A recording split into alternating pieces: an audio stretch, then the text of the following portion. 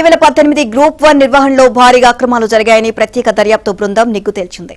అప్పట్లో ఏపీఎస్సీ కార్యదర్శిగా ఉన్న ఐపీఎస్ అధికారి పిఎస్ఆర్ ఆంజనేయులు అడ్డగోలుగా నిబంధనలు ఉల్లంఘించినట్లు గుర్తించింది.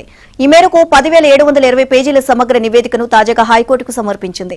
గ్రూప్ 1 మెయిన్స్ జవాబు పత్రాల మూల్యాంకనం 3 సార్లు జరిగితే ప్రతి దశలోనూ అక్రమాలే జరిగాయని ఈ నివేదిక స్పష్టం చేసింది. ఇక ఇప్పటి వరకు రెండోసారి మూల్యాంకనం చేసిన హాయ్లాండ్లోనే అక్రమాలు జరిగాయని అంతా భావిస్తుండగా తుది ఫలితాల్లోనూ తీవ్ర ఉల్లంఘనలు జరిగినట్లు తేల్చింది. తుది ఫలితాల ద్వారా ప్రస్తుతం వివిధ హోదాల్లో పనిచేస్తున్న అధికారుల మెయిన్స్ పరీక్షల మార్కులను తారుమారు చేసినట్లు వెల్లడించింది. ఏపీలో 2018 డిసెంబర్ 31న గ్రూప్ 1 నోటిఫికేషన్ విడుదలైంది.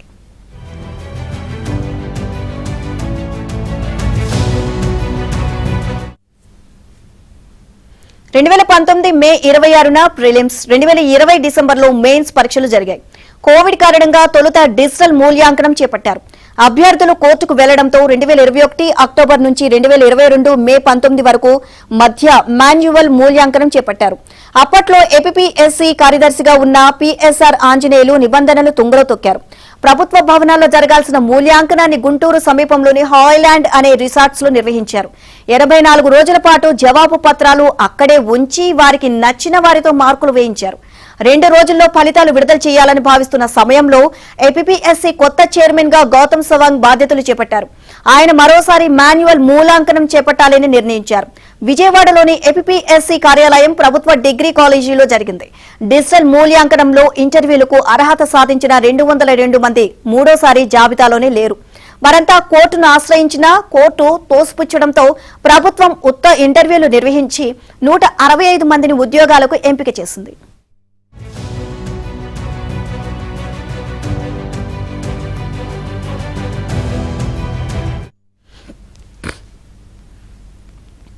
అయితే 2024లో మళ్లీ వాదనలు విన్న న్యాయస్థానం మెయిన్స్ పరీక్షలు రద్దు చేసి మళ్లీ నిర్వహించాలని ఆదేశించింది.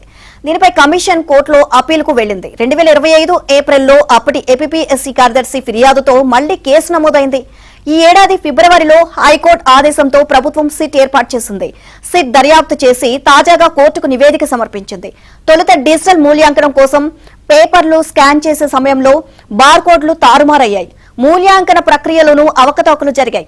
అయితే డిజిటల్ మూల్యాంకనం చెల్లదని కోర్టు తేల్చడంతో ఆంజనేయులు మాన్యువల్ మూల్యాంకనాన్ని హాయ్లాండ్ లో చేయించారు.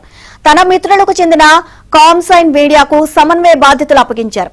ఇక 452 మంది సబ్జెక్టు నిపుణులను వివిధ యూనివర్సిటీల నుంచి ఎంపిక చేసినా వారిని పక్కన పెట్టి 10వ తరగతి, ఇంటర్, కొందరు డిగ్రీ చదివిన వారు, టీచర్లు, సెక్యూరిటీ గార్డులు, క్లర్క్లు, గృహిణులతో మూల్యాంకనం చేయించారు.